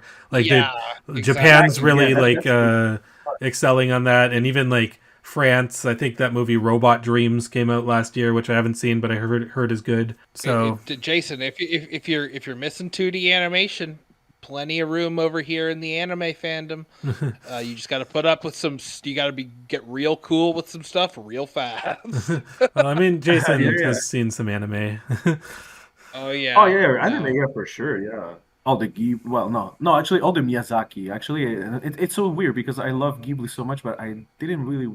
If it wasn't Miyazaki, I didn't watch them yet. Like for example, Grave of the Fireflies. I didn't watch. Oh, that I love yet, that movie. I know it's one of the. Oh my god. You know, I'm always saying to myself like I'm gonna watch that when it's the right time because I know it's probably one of the best movies of Ghibli, and I just. Maybe I'm just scared because I know like it's a really strong movie. Oh, it's I brutal. don't know, man. Because I always find an brutal. excuse to not watch. I'm not someone who usually cries during movies, but that's one of the few ones that got me. Damn, man. Yeah. I didn't even cry during it because it was just so miserable the whole time. Like usually if I cry during a movie, it's because like usually if I cry during a movie, it's like because like there's like a huge like gut punch or something, but that one I was just like, oh man, there's no tears because I'm just totally in a state of disrepair throughout this entire thing. But yeah, to go back, I guess, to comedies and Buster Keaton. Yeah, why don't we haven't really gotten to what this movie is about. It's pretty simple, so why don't you run through a quick rundown of the plot for us, Ian? Okay, so yeah, it's basically about a film projector who is working part-time as a detective, and there's a case that he's trying to solve about a stolen watch, I believe it was. So yeah, it's basically him kind of like he starts to go off to try to find the watch and like following around this guy, like literally following him as close as he can, which was really funny. And oh yes, incredible. Yeah, and so after a while, like he goes to his film projector job and he falls asleep, and then he has like kind of this whimsical dream where he's this high profile detective and he's getting into all these different situations that are really wonky and insane. So yeah, it's a very simple plot, but you know, it leads to some very complicated scenes in the middle of it. So and with the movie, it's not really a Sherlock Holmes parody. It's more just in plot. It's sort of that. But other than that, it's not really. It doesn't really have anything to do with Sherlock Holmes, other than the fact that that's his name. Yeah, exactly. That's just something where, like, because he's a big daydreamer and everything, that's the name. That's actually not his name as the projector. That's his name when he goes to sleep and he goes into that dream. Yeah. And then he's like, "Oh, you're Sherlock Jr." because that's how he would see himself if he was a really great detective. But yeah, that's kind of the general plot of it. And with everything in between, it's basically like it's a bunch of different hijinks, but it's some very elaborate stunts and sets like we've gotten into. There's some chase sequences. There's some scenes on trains. There's some even good interaction between some other characters and stuff. And it's like, it's really, it has a lot of different variety to the types of comedy that it shows, even though a lot of it's physical comedy. Like, there's a scene where some guys are trying to set up a trap to kill him during a pool game. And, like, the trap keeps, like, malfunctioning, and, like, it has a lot of different variety into what it's showing and, like, all the different things that can happen. It pretty much explores whatever you could... It goes above and beyond exploring what you could expect from any of these individual scenes, I would say. Yeah. In terms of this whole movie, what would you say is your favorite stunt in this movie? Because I think that's what it really breaks down to, is all these set pieces. Not even just stunts, just like gags. What's your favorite gag in this movie? Well, I remember the one that I was like the most shocked by was him going into the projection screen and going into the movie theater and then constantly getting pushed out and then jumping back in, and then just like these seamless cuts between him like being in one position and then like completely like going into another scenario, and then watching it like kind of cycle through all these different environments. It's really really amazing and beautiful and hilarious too, because like a lot of those it really catches you off guard with exactly where it goes and like which scene and which area it cuts to. Yeah, I would say if we're talking about gags, the one that impressed me the most was there's a chase scene after he finds I believe in the movie that he's daydreaming about, there's some stolen pearls. He finds the pearls and he's being chased by the robbers, and there's a bunch of different stunts during that, but there's one where he runs into his sidekick, Gillette. And he's up against the wall, and Gillette's in a disguise. He's holding a case open, and you see him run towards him, jump into the case, and through his through this actor's body, and disappears. And I had to pause it, watch it about 6 times to figure out how this works, and I'm still not 100% sure. I'm pretty sure that the actor is like on like a trap door above him, and then after he jumps through that, the trap door, like how? Like nobody. That was one of the best scenes. Yeah, me too. I'm absolutely. like, how? That one, I don't know how they did it until right now. I'm like, the interesting thing about that is that I did look up something later, and like that was an old vaudeville trick. So like Buster Keaton's father, what's his name? Joe Keaton. He appears in this movie as the father of the girl who Buster Keaton's interested in marrying, yeah. And so Joe Keaton used to be a vaudeville actor where he would do different like magic tricks and stuff like that. And that came from one of his old skits that he would do on stage. And like for years and years and years, up until like the 50s, people would interview Buster Keaton about this, and he would never actually reveal the method that he used to do this. And eventually people did find out there was a trap door there where like he just kind of like bent himself, and I don't know the exact method that he used, but I'm glad you brought that up, because this was something like 30-40 years after this movie came out, people still didn't know how they did it, which really just goes to show how amazing it was. I remember there was another scene, and I looked this up. Apparently this is one of the more infamous times that a stunt went wrong. There's a scene where he's running along top a train, trying to chase after the person that he suspects, and he grabs a water spout, and the water like rows him down to the tracks after he pulls it, and apparently the water came out way too fast, and he hit his head on the tracks. Yeah, and apparently he had headaches all through the production, but apparently he was just built different, and he just kept going, and like. Incredible! I audible gasps in the room whenever that happened, because he should be dead. Yeah, but the thing is, he actually fractured his skull because of that stunt, but they didn't find out until like 10 years later. Like he was seeing a doctor in like or actually maybe even more than that. I think it was like 1935. He was seeing a doctor, and then they're like, "Oh yeah, you actually fractured your skull from a stunt 10 years ago." So they went back to see what that could have possibly been, and it was that. So he really, I mean, he took the punches necessary. He knew how to suffer for his art. Yeah, he suffered for his art. I'll tell you that. Yeah.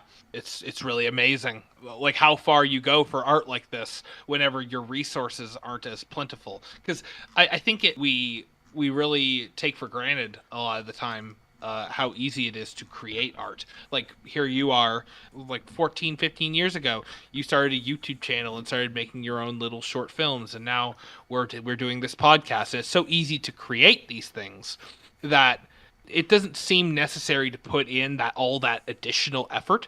Back in the day, this was a huge production, and if you were going to go for it, you went for it, and he went for it. Yeah. Like everything is dialed up to the max. I didn't know what I expected from this movie. I did not expect this.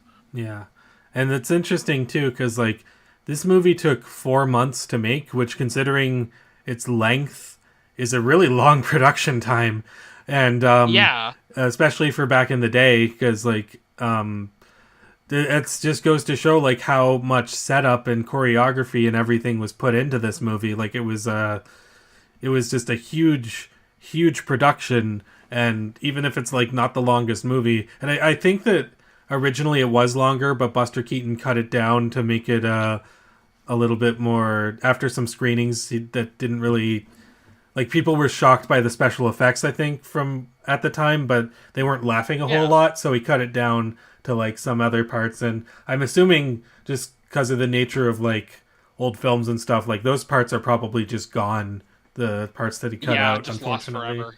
Yeah.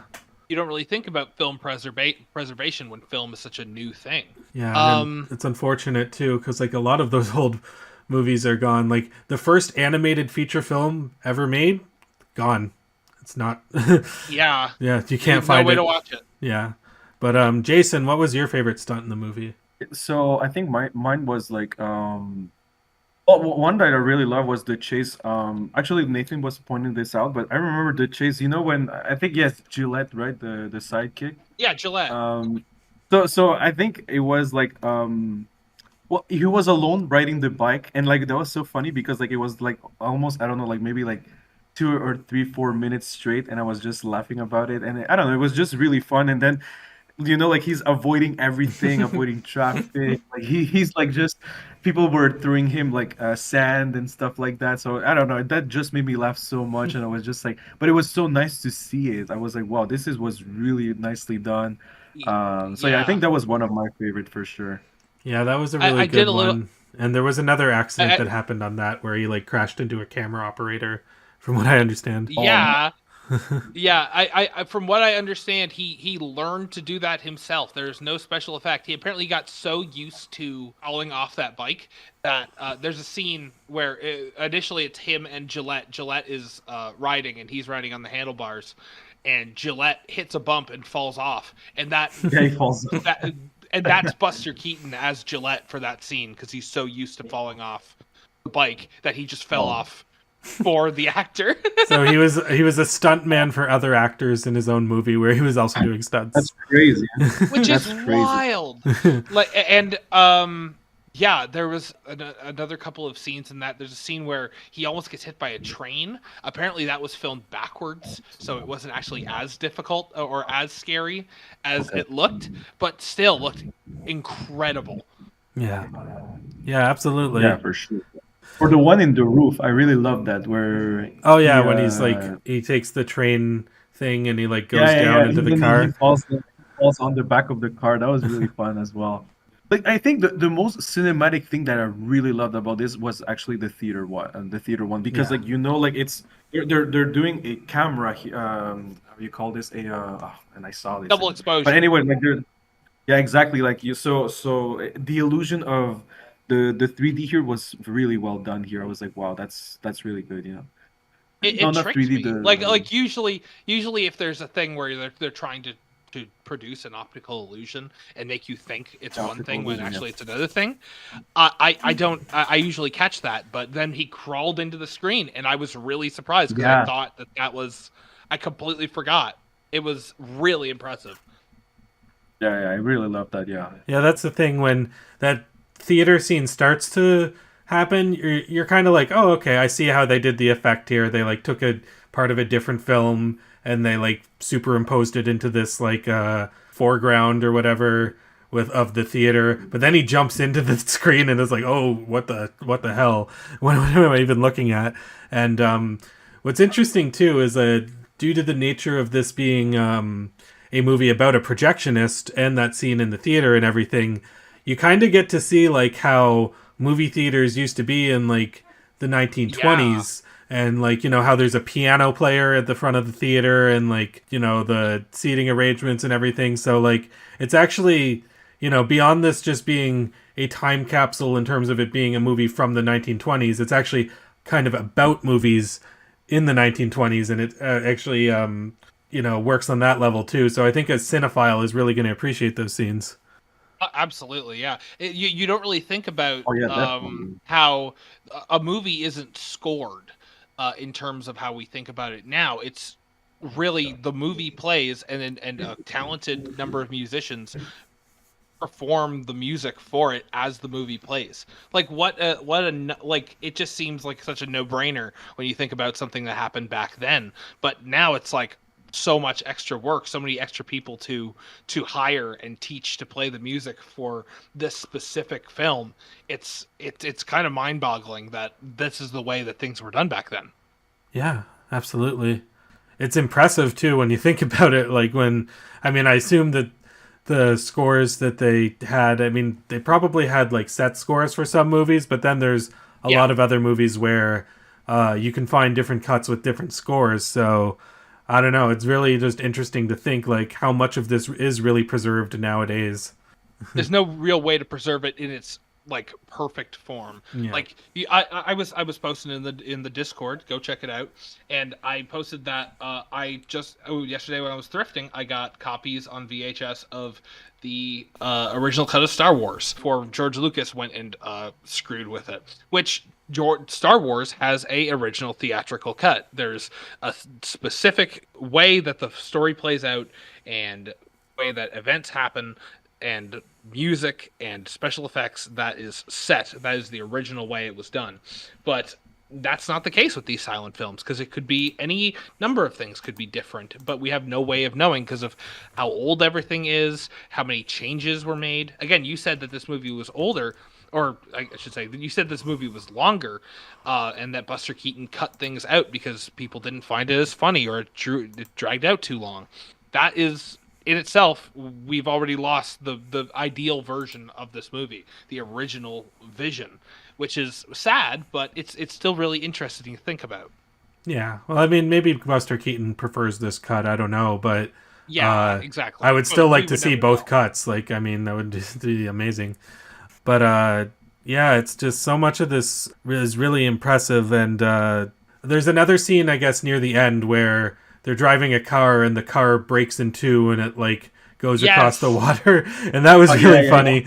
And apparently they used that. I haven't seen this movie, but the James Bond movie In Living Daylights, they used that same stunt and they took it from this movie. So you can just you can see, like, even in like a spy thriller that came out years and years later, like even that's taking inspiration from Sherlock Jr.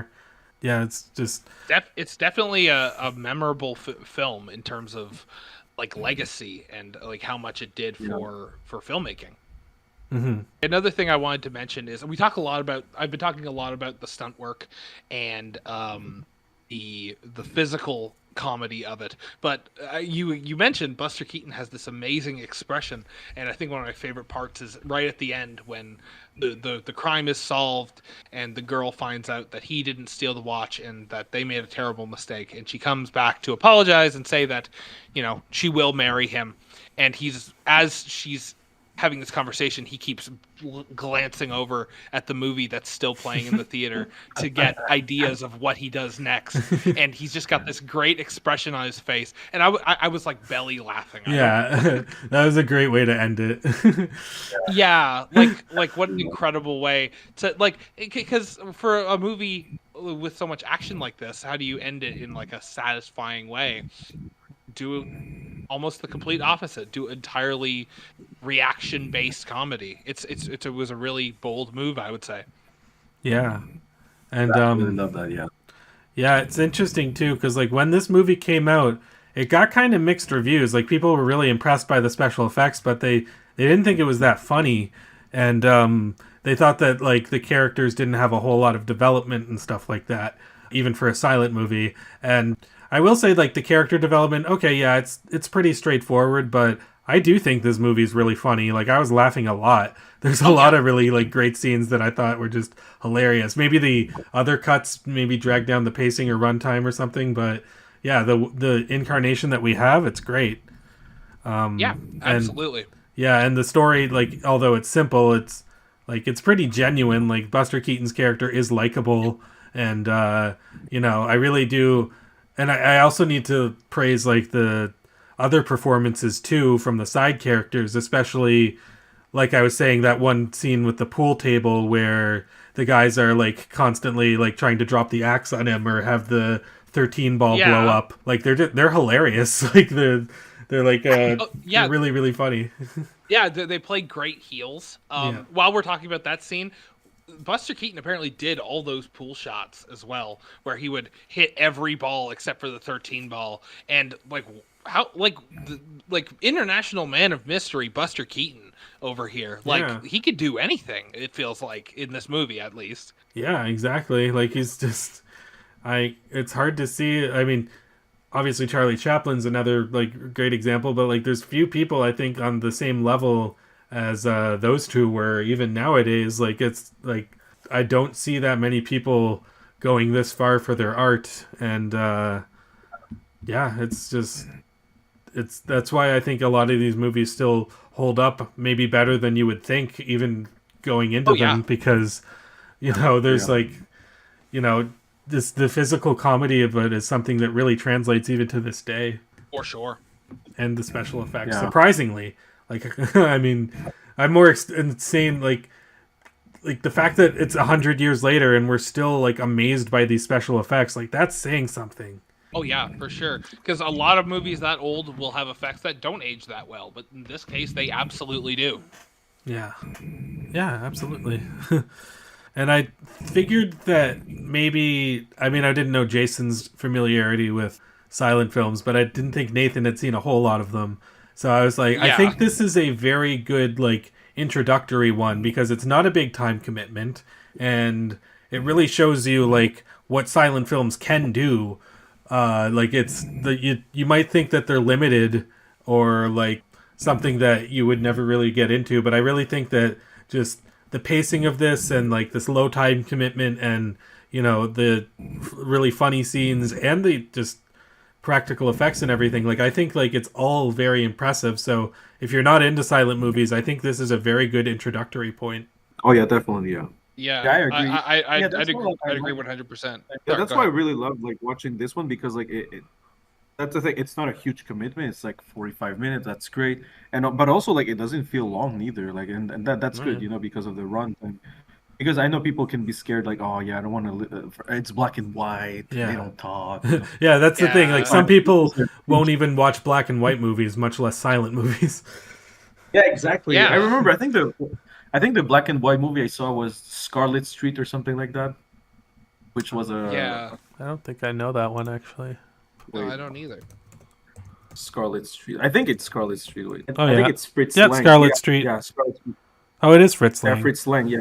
I do like Fritz Lang. Metropolis is a really great silent movie, and M is a really great talkie. So, yeah, I would recommend. And if you like this, I mean, I would go for more Charlie Chaplin and stuff like that too. But if you're interested in going into the silent film realm that is not comedy, I would recommend stuff like Metropolis and Nosferatu and a lot of those other German films, because they were. Oh yeah. I did say that I haven't seen any silent films, but actually just last year I saw Nosferatu, and it was really good. Okay, great. So there you go.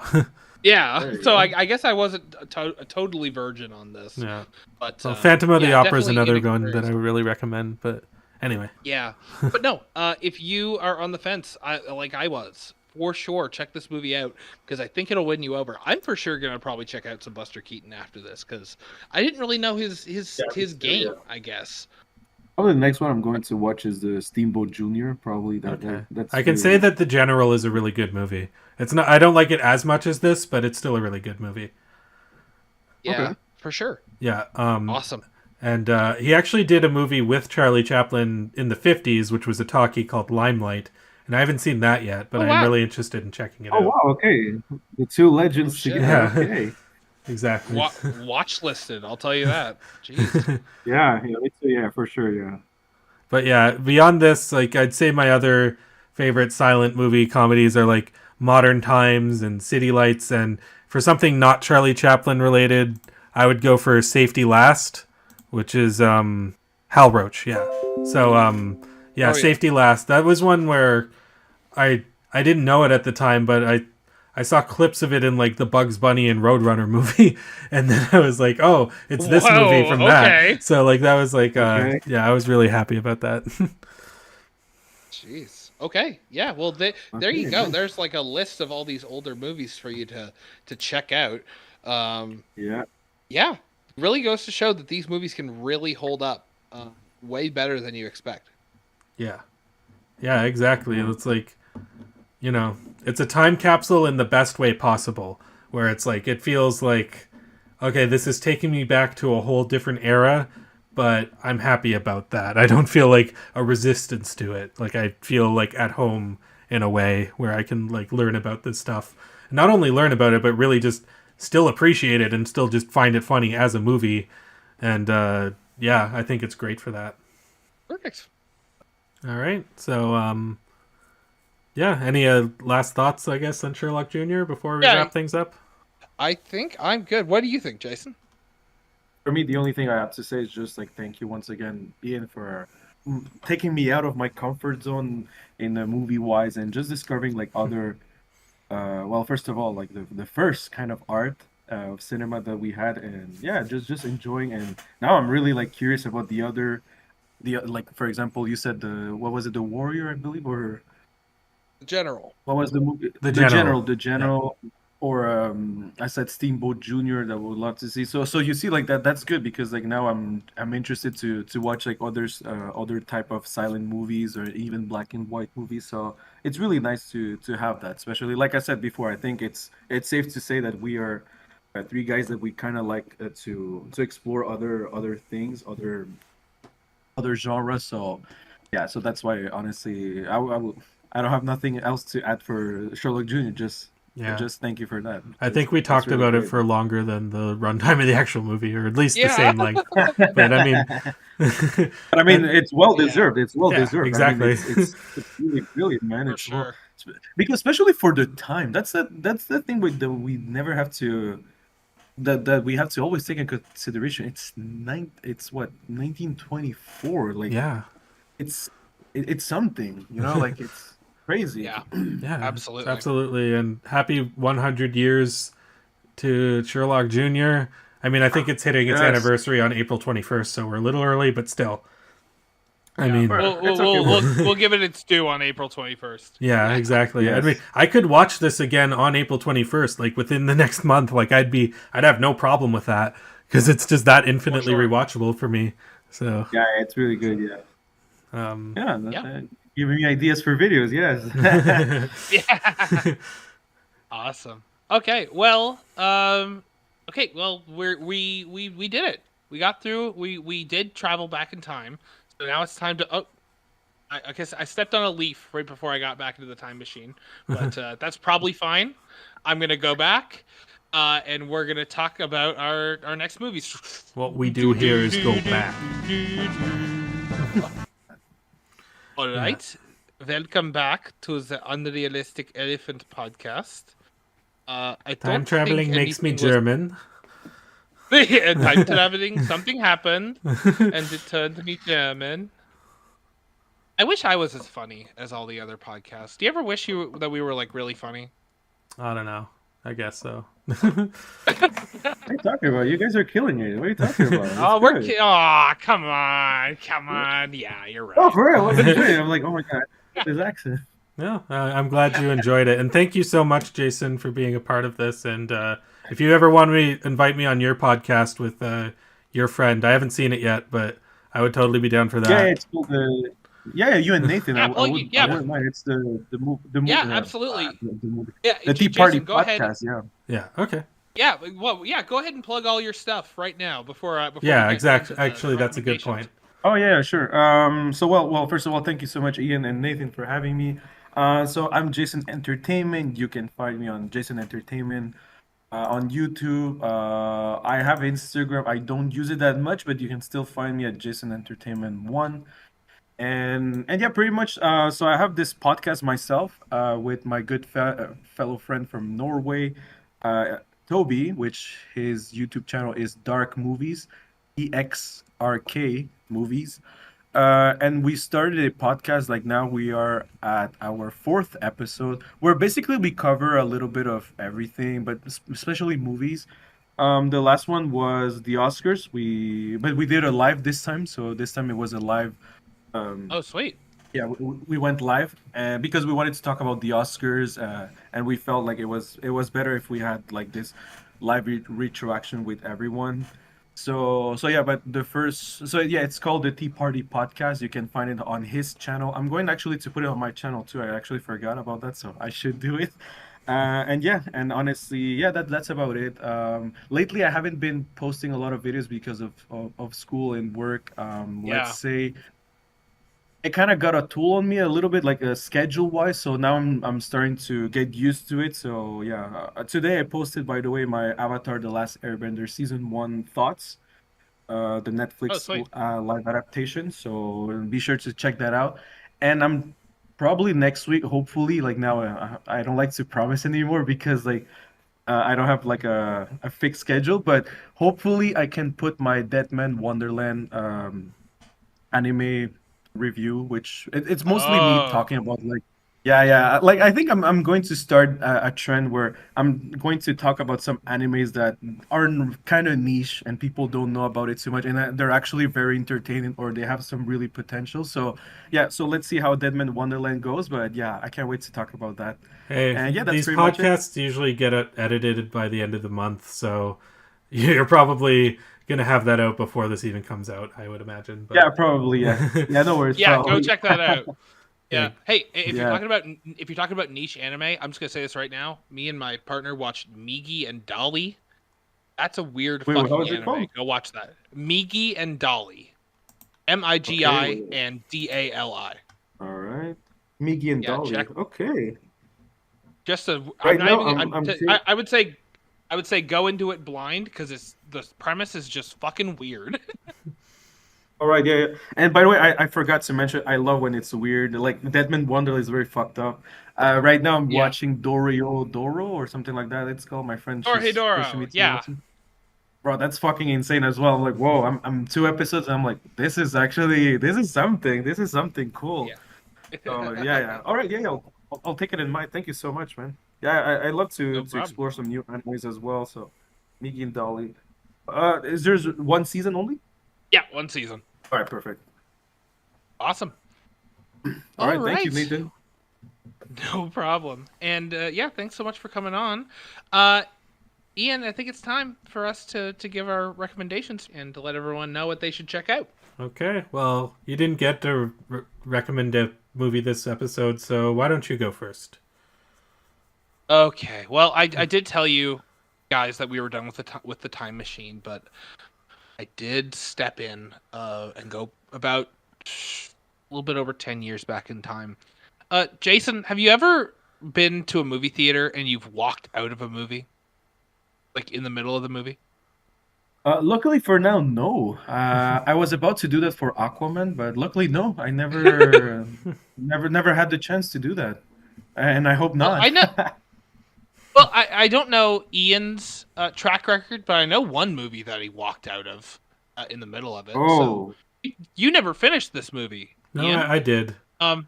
I saw it on Netflix Oh, you a little did? bit later, yeah. Oh my God. Yeah. Okay. So I was thinking of this movie a little while ago, and I don't know. I just felt like I was compelled to bring it up again. The movie I want to talk about next month is Apollo 18. That's so boring. Oh oh, my. okay. So I never watched I've that never movie seen yet. it. I've never seen Yeah. it. It's a found footage horror movie set on the moon. So Okay. that's what we're going to be Great. watching for this next month. All right. Okay. There we All go. right. Yeah, my recommendation is just listen to the They Might Be Giants album called Apollo 18. It's way better than the movie. Okay, there we go. No, for All real. right. Yeah, and I so love the enthusiasm of Ian. yeah, it is a good album. So I'm trying to stay positive. Yeah, stay All right, positive all right. because it won't last Yes. long next month. Well, okay. So my movie recommendation is so this time we talked about some shorter movies because I think Balto was like 71 minutes or something like that. Sherlock Jr. was 45 minutes. So I was like, okay, well, I'm going to tip the scales in the opposite direction and talk about a super duper long, huge commitment movie. And so it is from a director, Sion Sono, the Japanese director who directed Suicide Club and Why Don't You Play in Hell, which I know Nathan's seen that one, and a bunch of others. So from 2009, this is a 4-hour movie called Love Exposure. Shut the fuck up! Oh my god, bro, Love. Oh, this is on my watch What's the list, name of the movie? not my letterbox. Love Exposure. Oh, Love Exposure. Like, this is in my Well, top 5-10 favorite movies of all time. This is one of my absolute favorites. It's not going to be for everyone. There's some disturbing stuff that happens in it, but it is totally for me. And I'm really excited to take a look at that again. I've seen it for a 4-hour movie. I've seen it a bunch of times, which is pretty incredible. So, bro, I'm starting a new job tomorrow, and you're gonna give me a 4-hour long movie. Yeah. Hopefully, it's good, man. I have no doubt you've got my back a lot of the time. But all right, let's do it. Love Exposure and Apollo 18. This might be the worst double feature. I'm going to watch Apollo 18 first so I can wash the taste out of my mouth after it with Love Exposure. But that's probably what I'll do. Yeah. So. Oh, and hey, Ian, why don't you hit us with the good YouTube stuff? Yeah, the good news cigarette juice. If you'd like to donate to our channel, there are links where you can do that. And you can support us on Patreon or PayPal. We don't really get anybody on Patreon or PayPal anymore, but you can still do that. It's still an option. You can send us a super chat on this video or any of our other videos. You can join the channel for memberships, and you'll see new videos early. And yeah, come on over to our Discord server to talk to us and a bunch of the other people. The Discord server has really been picking up steam in the last few months and everything, and we have a really cool community there, which I'm really happy about. Like, I'm glad I don't attract a toxic community. Awesome. Yeah, and I don't know, Jason, you just signed up for Discord, but you're welcome to converse with us there too if you feel so inclined.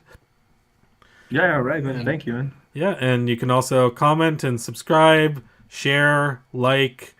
If you're watching this on YouTube, if you're listening on YouTube, go to Spotify. If you're listening on Spotify, go to YouTube. Just do whatever you need to do. And that's all I gotta say. Yeah, I'm not your boss. I can't tell you what to do, but like I'm just looking out for you. Yeah, because I think we've been watching. If you're listening to this, you probably listened to the other episodes, hopefully, and hopefully you trust us. Like, do you not trust us? Like we've talked about so many movies, and we're basically brothers at this point. Yeah, pretty much. Anyway, yeah. So we've known each other since kindergarten, so I think that's close enough to brothers as anything. So. All right. Well, that's it for this episode of the Unrealistic Elephant Podcast. Thanks again, Jason, for coming on. It's been a pleasure. And Pleasure's mine. Yeah. All right. Well, thanks so much for listening, and we'll see you guys next time. Yep. Adios. Take care, everyone. Bye. Bye-bye.